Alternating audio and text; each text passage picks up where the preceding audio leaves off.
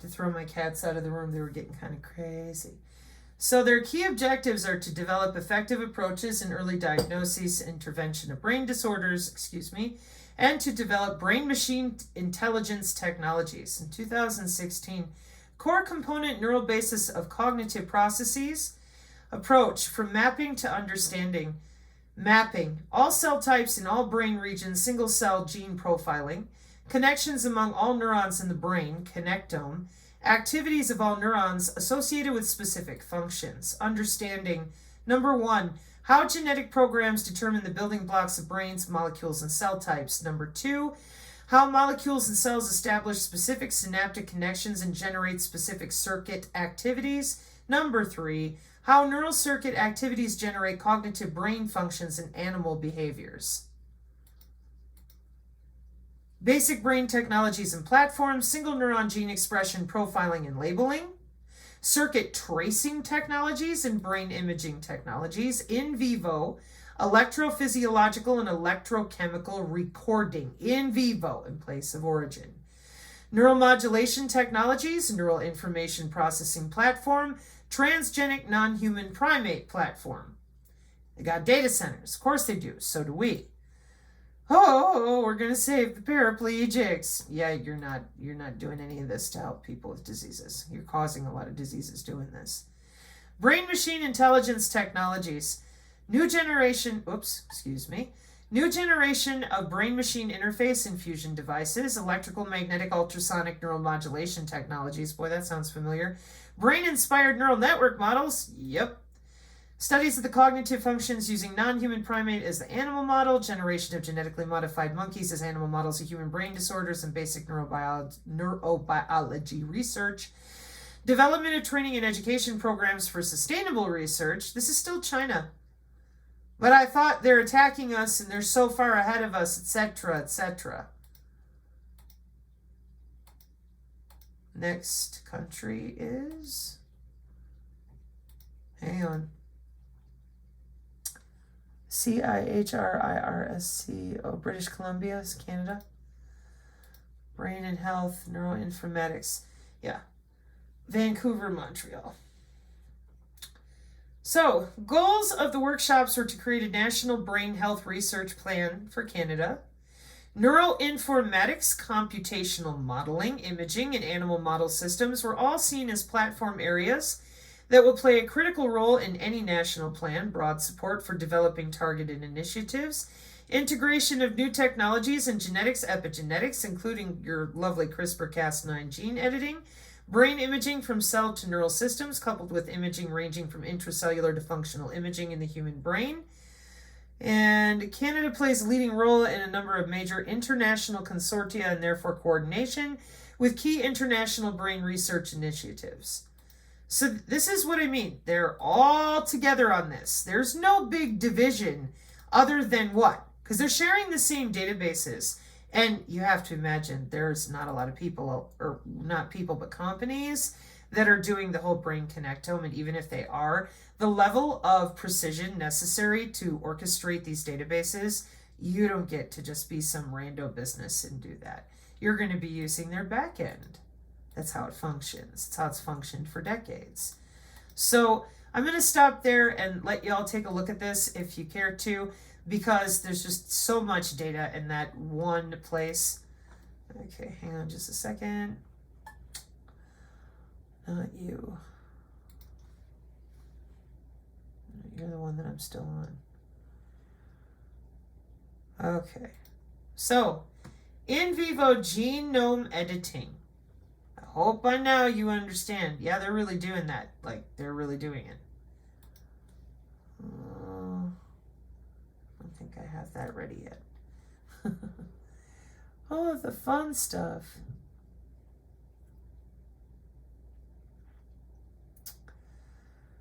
And yeah, because I have some other Antarctica clips that I definitely want to go over. However, Neuromorphic Computing Overview of the Human Brain Project 2023.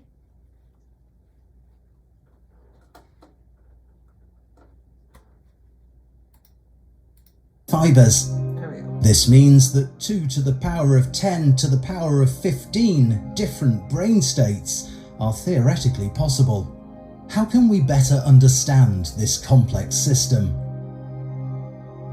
The Human Brain Project started as an EU flagship project in 2013 and brought together a network of more than 500 researchers from 155 institutions in 19 countries.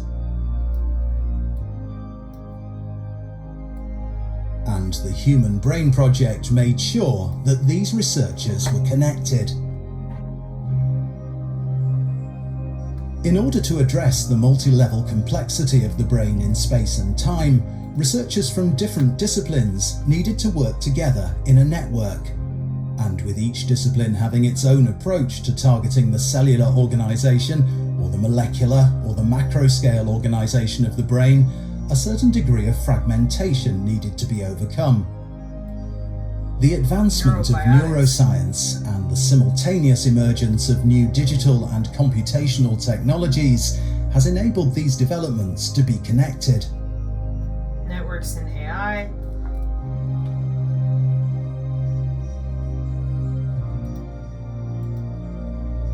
Neurology and psychiatry, that's Researchers had to learn how to communicate with each other, but also how to communicate based on a digital platform and using networks of computing.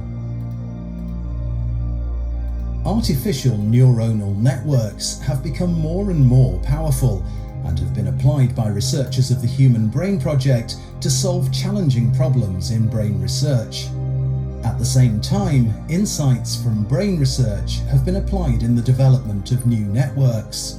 The Human Brain Project has co-developed 2 powerful neuromorphic systems, BrainScales and Spinnaker, and a platform of high-performance supercomputing centres that is moving towards exascale to address the large-scale data analysis, modelling and simulation jobs carried out by the neuroscience community. This has been supported by the Phoenix infrastructure, which serves as a base infrastructure for eBrains. eBrains is a research infrastructure for brain research that the Human Brain Project has built. I'm not making fun of him, I'm web-based serious. access to a plethora of different tools and services. It allows researchers to build their own workflows and to speed up their tools of research to simulate large networks, explore data in the Atlas, and to share data with others. Yep.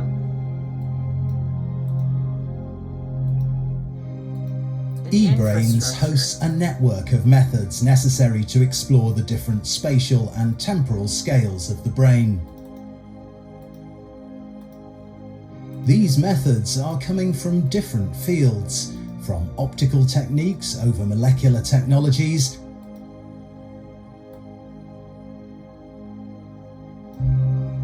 to brain mapping in the living or in post-mortem human brains, to cell recordings and functional imaging to image the living human brain. With EEG and MEG, researchers can capture the dynamics of brain organisation. Modelling and simulation are used to better understand brain dynamics.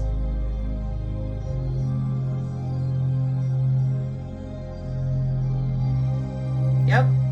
With this approach, the Human Brain Project aims to gain deeper insights into brain organisation and understand brain function and dysfunction and how this is related to brain structure, with the aim of developing new diagnostics and therapies, as well as co-designing neuro-derived technology. It's for your health until it becomes monetarily lucrative to co-design neuro-derived technologies. Then we don't give a shit about your health. And providing input for the design of new artificial neuronal networks. Like I was saying. The project has shaped the future of computing towards exascale and built an international community of researchers, Yeah, they a kind of work prerequisite together. for its ambitious endeavours. Yep. It has advanced the framework of ethics for I haven't seen any neuroscience, ethics yet. all for the benefit of society. Uh-huh. Yours. You mean your cult? Sabrina, well, what do you want me to say? This is ridiculous. And it just keeps getting worse. All right. Oncogene onwards, everybody. It's biotech seminar series. Really excited to have Michael Owen. Welcome everyone to Fossil's biotech seminar series. Really excited to have Michael Owen here again. I discovered your work, I think about 5 years ago, in one of your Europe's presentations on what bodies think about. Was totally startled by it. Could not believe what you were discussing there until we had you on, I think 2 or 3 years ago for Fossil seminar a while back. Also on, I think the topic was taming the collective intelligence of cells, with a focus also on possible regeneration and longevity implications. Since then, I have contacted you quite a few times to ask if you want to nominate fellows for Foresight, because we really want to explore a little bit more the longevity and bio angle of much of your work. Since then, you have not stopped working. In fact, quite the opposite. You have now produced some really mind-boggling bits on xenobots and anthrobots ever since. And so hopefully we may get into some of that also during the Q&A. And then most recently, you were on a Cognitive Revolution podcast and discussed some of the implications of your work for AI, and especially for the new and bio-inspired approaches to intelligence. That was really interesting. We have launched our AI safety grant since then, and not many, but a few of the applications actually actively referenced your work in their AI applications. So I'm just really excited to discuss, hopefully, some of these things in the Q&A. But for now, please take it away. Thank you so much for joining. Today, you'll be discussing endogenous bioelectrical networks and interface to regenerative medicine. And hopefully we can tease out some of the longevity implications and some of the AI implications afterwards in the Q&A. Thanks a lot for joining. We are big fans of your work, and please take it away. Thank you so much. That's a very kind introduction. Thank you so much for having me here. I'm very excited to share some ideas with you. And what I'd like to talk to you about is basically the following point. That I'm going to make the argument that bodies consist of a kind of multi-scale competency architecture. And the key element of this is that there's problem-solving intelligence at every level, from the molecular networks to up to organs and swarms and so on. I'm going to make the argument that definitive regenerative medicine is really going to require us to exploit this collective intelligence. What it amounts to is communicating our anatomical goals in morphospace to the cells. And Stop. So it is no longer the tadpoles given anatomical goals, because clearly it needs someone like this guy to, or I'm not trying to pick on him, but whoever, to come in and rearrange everything in that morphospace so that they know how to morphologically change themselves. Machines and organism, words and drugs have the same mechanism of action. Okay. And you guys have seen a bunch of this before, because he's going to talk to these students, show his planarian worm stuff, and then he's going to talk about, which is what I'm going to fast forward to here again, closed loop pattern homeostasis, nerds. Oh, but if you just change the gene, nah. You got bioelectric code going on at every level. Like you said, it's an architecture. The hardware is your gene products and electrical circuits, and the software is you screwing around with the body's electricity, opening channels and closing them to get the morphology that you're looking for. Again, the nano is only there to make things easier for them to read. I'm still kind of on math dudes level of things, of where they just tug and perturbate your bioelectricity. Bioelectrically induced morphogenetic subroutines exhibit recruitment competency. 2010. Initially, when we said we wanted to change the resting potential of cells, the background assumption was going to be that what you'll get is uninterpretable toxicity and death, because voltage was thought to be a housekeeping parameter. And I want to show you actually what it really does. So what we do here is we inject some, in this particular case, we inject some RNA encoding a set of potassium channels. What they can do with the cells they end up in once the proteins are made is set a voltage, a pattern of voltage that looks like that eye spot that I just showed you in the electric face. So when you do that, whichever cells get that pattern, they are instructed by that pattern to build an eye. And so here you have eye made from cells that were supposed to be gut. If you section those eyes, you get lens, retina, optic nerve, all the right stuff. So here we learn some interesting things. First of all, that the bioelectric pattern is instructive. It actually calls up new eyes. It's not just that we messed it up and then the cells died and there's toxicity. No, it's actually instructive. You can call up healthy new organs by specific bioelectric patterns. It's modular. We didn't have to tell these cells how to build an eye. In fact, we have no idea how to build an eye. What we found is a high-level subroutine basically a high-level trigger that tells them to build an eye, and they take care of the rest. It also we also find that actually there's this prompt of this bioelectric pattern reveals more competency in these cells because in the developmental biology textbook it will tell you that only the anterior neuroectoderm here is competent to make eye, and that's true if you prompt them with the PAX6 so-called master regulator eye gene. But actually, these cells are perfectly competent. It's just that nobody had prompted them with a more convincing stimulus. And so this, again, reminds us to be humble in the sense that every assessment of the competency of some system is basically us taking an IQ test ourselves. It's and then we're gonna brief bioelectric signals trigger long-term self-limiting something with our poor frogs. And practical applications for regenerative medicine, wearable bioreactors to deliver bioelectric state in vivo, path to mammalian limb regeneration. You want hands or a fish flipper? And get them to commit early on to a leg growing behavior versus a scarring behavior. Okay, the next quick story I'm going to tell you is about planaria. And so here are these flatworms. And perhaps one of the most interesting, then if you later cut this animal, this perfectly normal, anatomically correct looking animal with normal gene expression, normal anatomy, will then regenerate as two heads because that is what its pattern memory says. So even if you're normal, we can turn you into a two-headed wonkawoo. Like any good memory, it is stable and the content is not determined by the hardware. Trying to get through to... Teratogens induce brain morphology, I think it's a defense, by disrupting bioelectric pattern. So, for example, for nicotine, you can see the difference here between this brain and this. And so we asked, okay, is there any hope that using this bioelectrical information, we can actually restore something as complex as this? You might think that what you'd have to do is tattoo every single cell with the appropriate information to get back into this very specific pattern. So we made a computational model. This is Alexis Paitak and Vaibhav Pai in my group did this.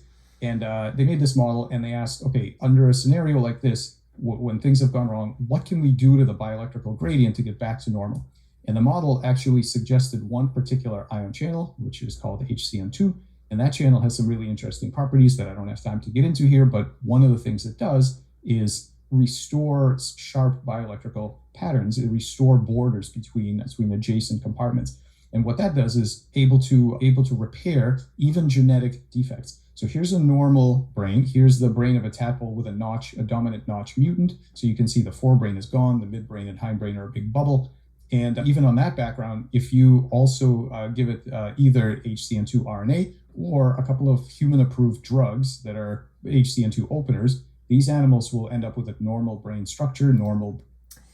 So we're using the bioelectricity. We're playing around with bioelectricity. And he mentioned just a little bit ago how they don't know exactly what the instructions were, but they know where to put the cell to get it to make the eyeball. In this particular example, you can heal yourself with your own bioelectricity. Well, we put some drugs in there and we opened an ion channel. Well, they're targeting a certain area. My point is this right here. This is why you're not allowed to know about your own bioelectricity. I don't need drugs to heal. Now, in an emergency, break my leg, break my back, etc. But basic daily healing, this is why they don't let you know. This is why they don't want anybody to know. That way you're always running to them for the next set of drugs and cut you open, etc. Now, this is a good place. I'm going to leave off of here because, boy, oh boy, it just gives me the douche chills all over. Ooh. Oh. Hang on. I'll do it this way. I think I have time. Hope put up a health, healing, and crisis and hypocrisy in the church. And now don't get your panties in a bundle. Her point has to do with... Wow, what a week it's been. What a couple of weeks it's been. Hang on. Twice. I had my tonsils out when I was 13 because I had really bad tonsil problems. And then I was stung by a scorpion about 7 years ago, and it was one of the really big scorpions that could kill you. So I was nervous that I was going to die, and I told my husband to bring me to the hospital in case I needed some kind of medical equipment to keep me alive. So my mentality towards hospitals and the medical establishment is that there are places where you need acute care, emergencies. If I get into a car accident and I break my bones, I'm not going to be drinking a cup of herbal tea to heal myself from that. You do need certain medical equipment for certain acute emergency situations, but not for health. Don't go for health, because doctors, they're killing people, right? So I've just spent the last 3 weeks buried in the medical body area network information, which is going to be coming out. And it's all about the new medical care and what they're doing to people in these hospitals, and that biomedical engineers are the new doctors of the future, and they're merging technology inside of people's bodies, and they're doing some really, really scary stuff. They're doing things like wireless drugging. They could drug you wirelessly, like just by walking by you and pushing a button on their cell phone. It's really, really creepy, freaky stuff, right? So in the context of all of this, we have this society of people who have been completely traumatized by what they did to us through COVID. And there's a bunch of people that no longer trust their doctors. They no longer trust the medical establishment.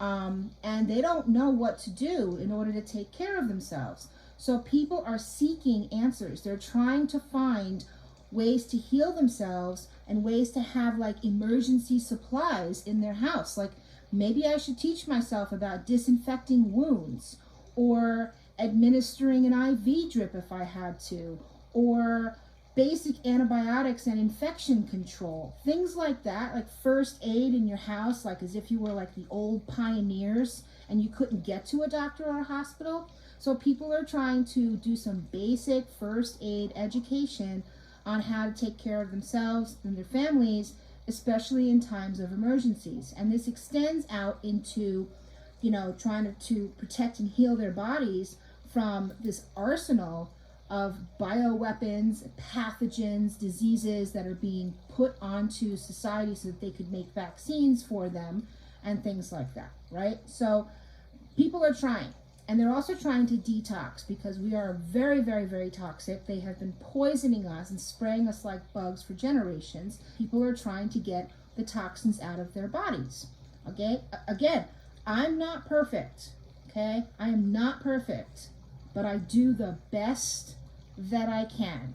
And I probably do a lot more than a lot of people that I know, because I'm consciously aware of things I'm putting into my body and my health, and the stuff that I eat, and how much I exercise, and all the stuff that I try to do to take care of my health and to pray and take care of my spirit. So what's happening is you have this group of people in society that are trying to figure out how they can heal themselves without evil medical doctors that are trying to kill them. So they're trying to take vitamins, they're trying to take supplements, they're trying to do detoxes, they're doing whatever they can, and they're educating themselves. And then in the course of educating themselves, those people and the natural healing people that are out there, they're being attacked. They're being attacked. I mean, there's how many holistic doctors have been murdered over the last several years, right? So people are being attacked for trying to heal themselves without the medical industry. And then they're saying things like they're poisoning everything. There's poison in vitamins. There's poison in this. There's poison in that. Everything will kill you, right? So here's the thing. What I'm attempting to put forward in the next several videos with my mom, okay, because she's the expert. She's the one that has the skills. I'm trying to put forward the knowledge and the education about vitamins. Which vitamins are good? Which vitamins are bad? Here, let me get the list of some of the things that I want to cover in these videos, because these are like the hot topics that is everybody's trigger points and everybody's freaking out about. What can you detox out of your body? Can you detox graphene oxide out of your body? How about heavy metals? Can you detox spike proteins out of your body? Can you detox genetic changes out of your body? Can you detox biosensors out of your body? What are the natural God-given defenses in the body? For test results that might be shown, do pre-existing conditions matter? Does environment matter? Does the name and association of the lab matter? Please explain to us how they can skew statistics or lab results. Perhaps give an example.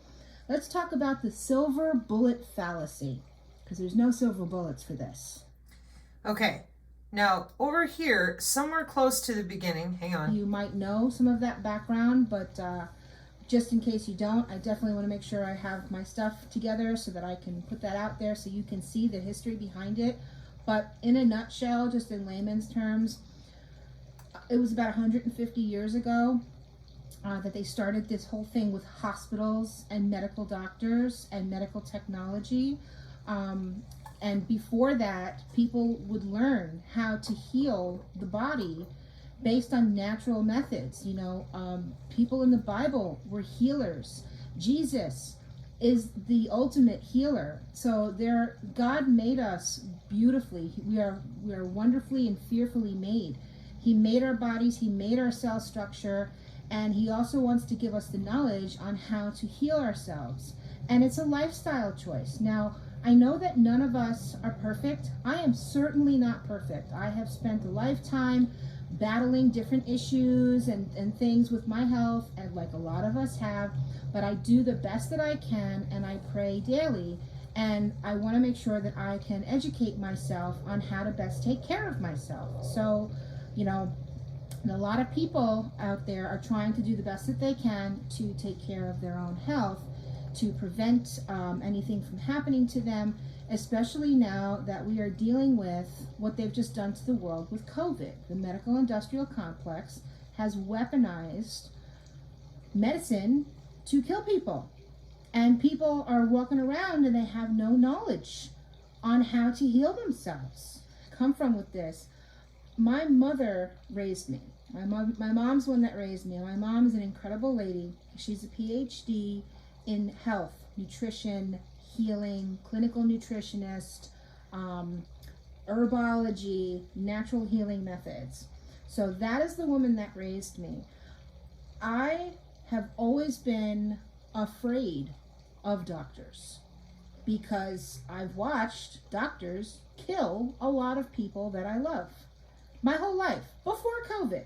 Okay, so now there's a lot of people that won't go into hospitals because the hospitals are now the killing fields. But the background I'm coming from is I knew from the beginning, do not go running to the doctor, especially don't go like these people that go 5 times a year for a checkup when they're already healthy because they need a doctor to tell them that they're healthy. It's like, you know, let me go put my body parts in this X-ray microwave machine so that after 5 years of doing that, I'll end up getting cancer. You know, like, it just doesn't make any sense to me.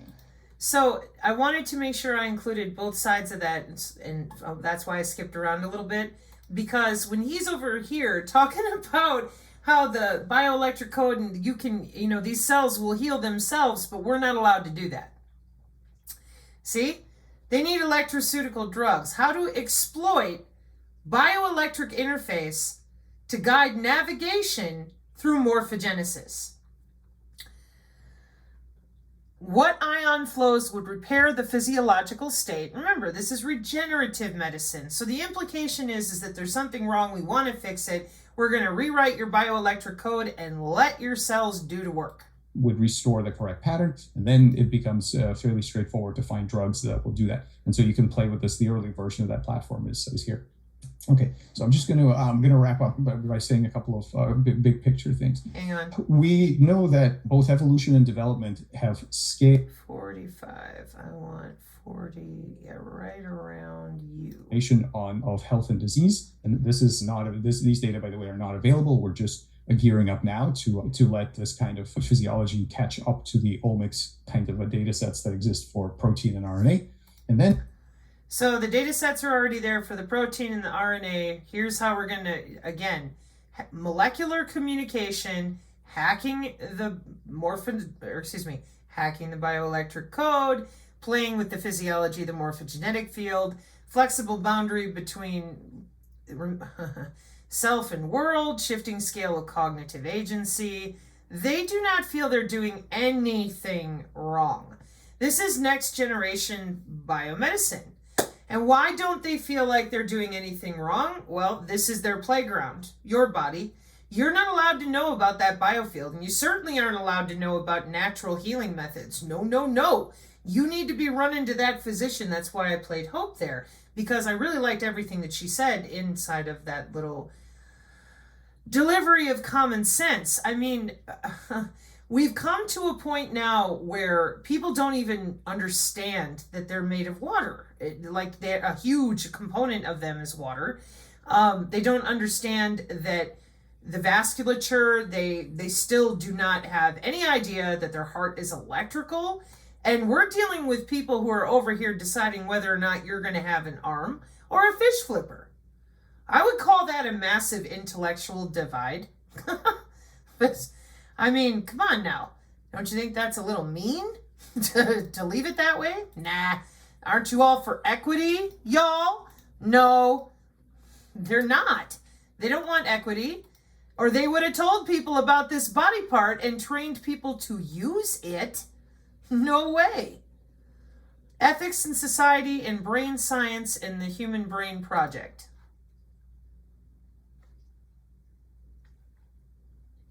What is it that makes us human? Our brain is more complex than the other animals. It has made us able to use tools, control fire, build supercomputers, and explore the universe. Digital tools allow us to learn more about the brain. What we learn is embedded in and dependent on growing wells of data and tools of automation. Therefore, we find ourselves facing complex, philosophical, social, and ethical questions, and questions about how this knowledge should influence our societies, healthcare, and everyday lives.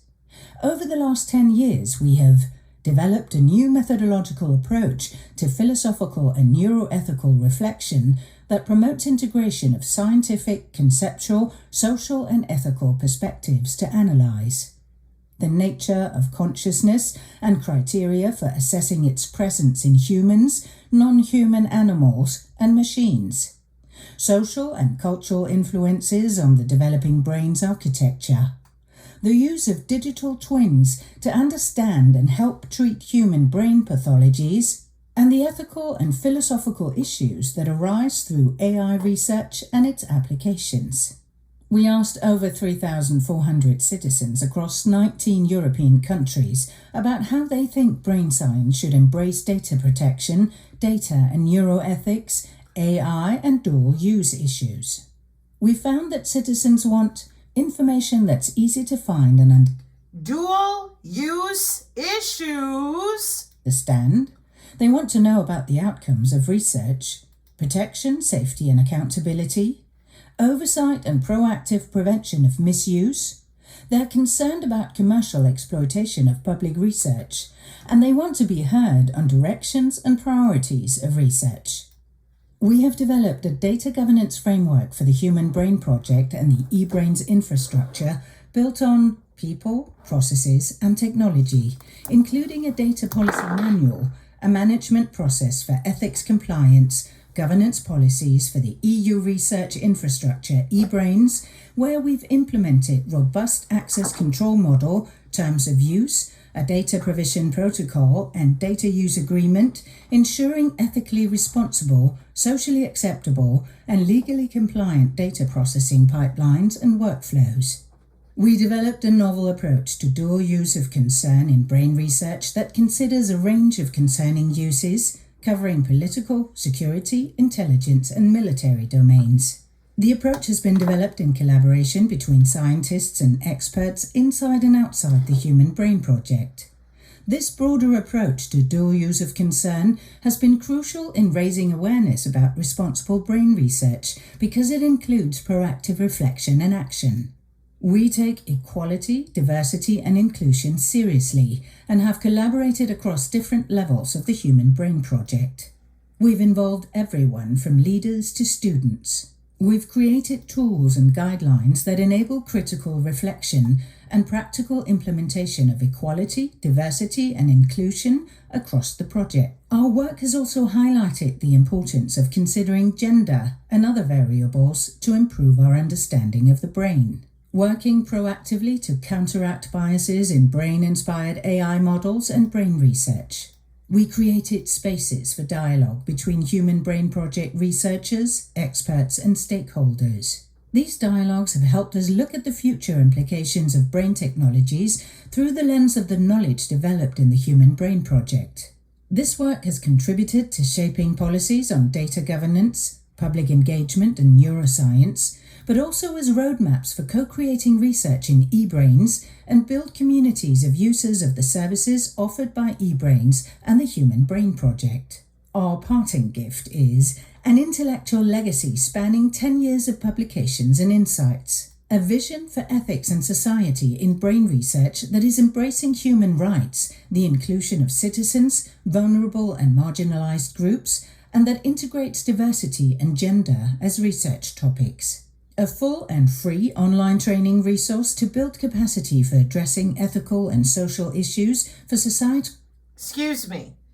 People don't even know that their mind has been neuronally recorded. They do not know that neuromodulation exists, and you're worried about gender and equality? Thought you're called the Human Brain Project. Sorry, I missed the rainbow. I think the bigger issue is how many people are either completely not or ill-informed, or there's something else going on here. With the citizens that you interviewed, were they your employees? Because everybody that I talked to and the people on the channel, we've had 2 years of, what the hell are you talking about? That's not a college textbook. Oh, everything says wearable. It's not real. You're so paranoid. What must it be like to wake up every day knowing the Human Brain Project has been busy at work since 2016, and here in 2023, ethics in society suddenly has to do with equity, whether you have a penis or a vagina? Why don't we start with, we have neuronal recording, we have neural modulation, we have brain connectomes, maps of the wiring of your brain. I think if you told everyone that, instead of talking to just your employees, that maybe they wouldn't be so worried about their genitalia and how they use it, and maybe they'd be a little more worried about being able to, I don't know, make their own decisions without an AI influencing their brain connectome, rearranging their bioelectricity. I mean, I'm just thinking out loud. It's bad enough as it is that nobody even knows. They don't even know about the nano. They still think that's a big farce. And you people are going to work and talking amongst yourselves about your genitals? It's equity. There's nothing equal about this. You call yourselves professionals at what? Obfuscation of intelligent information or intelligence information? Little benefit tested by more than 300 people in the Human Brain Project. And we provide a hands-on toolkit for proactive reflection on social and ethical issues in brain research. Oh, God. Okay, I need to stop because otherwise I'm ahead of myself.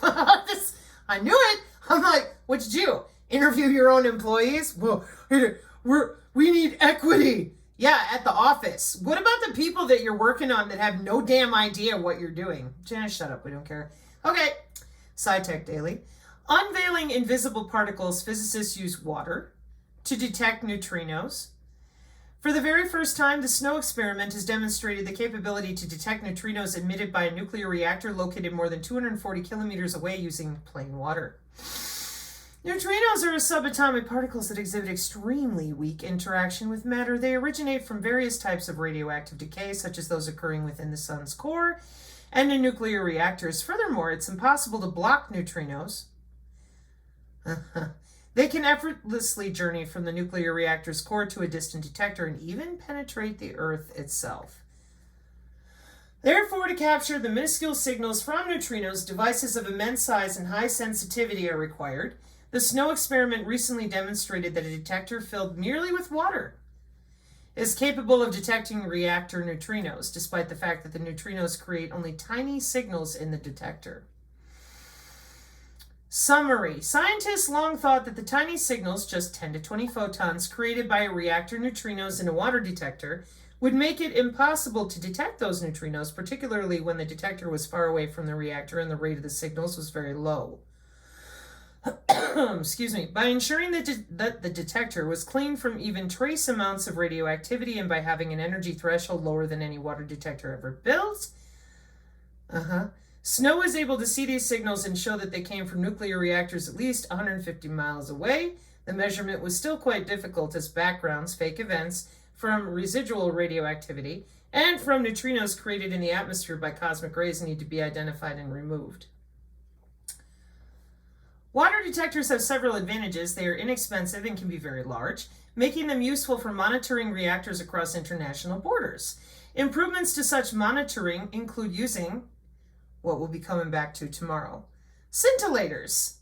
Improvements to such using plain water with neutrinos monitoring, including using water-based liquid scintillators or loading the water with gadolinium, both of which would boost the signal size, are being tested by other collaborations.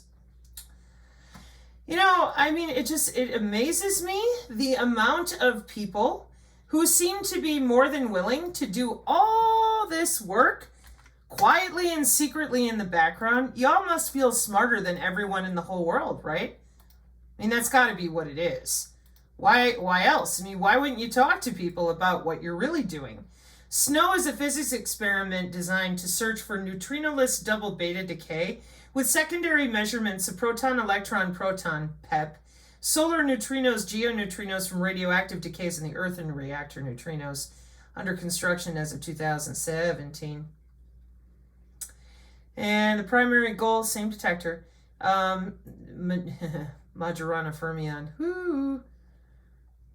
Testing and construction. I'm just going to throw this in here in case you're curious about the actual detector, because I went through a couple of them. I'm not, because I know that they love to lie about what they do in physics. The collaboration is investigating the use of grid resources to deliver the computing power needed by the experiment. The LHC computing grid used by the... Ooh, what are you connected to? The worldwide LHC, Large Hadron Collider Computing Grid, is an internal collaborative project that consists of grid-based computer network infrastructure incorporating 170 centers in 42 countries. Oh, of course you do. Dun, dun, dun, dun. I'm just looking to see if there's a basic list. No, of course not. Okay, well, I'll throw this in here too. So I hope that you realize the different tools that they have available to themselves, because they have many. And I hope that you understand that the longer we're silent on this, because most people are, the more that this goes on, the worse it's going to get. Because it's not going to get any better until people understand, A, it's already here for 20 years. B, that's in nano.gov. B, synthetic biology is very real. I knew I had that paper up here somewhere. We'll come back to that later.